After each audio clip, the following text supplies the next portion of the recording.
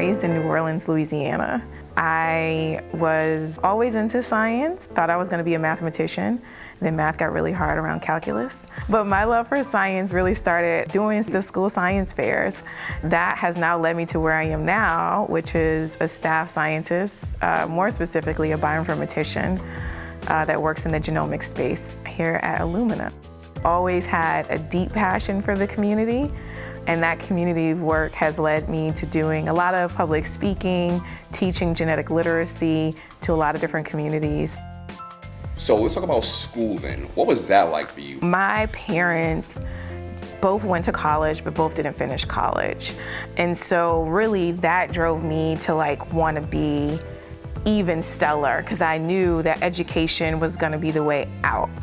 So tell us a little bit about what do you do here at Illumina? So I'm a staff scientist, bioinformatician. I'm making sure that the technology is up to speed. I'm making sure that the technology is representative. A lot of the work that I like to do is Afrocentric and centers Blackness in positive lights. That's all from my upbringing, from my family. What is scientific sankofa? We use the genome to understand questions about our ancestors, to help inform things about the future, to help inform things about who we are today.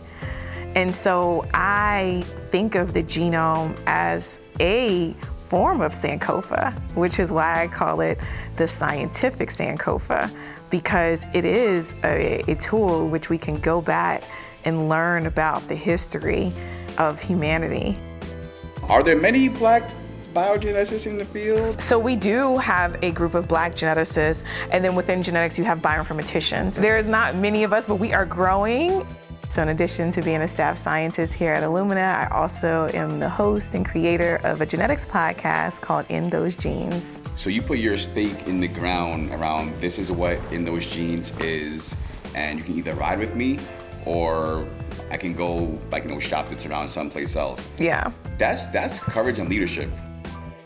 One thing I would tell myself, and I still tell myself today, is to get closer to the discomfort you feel when you get a rejection.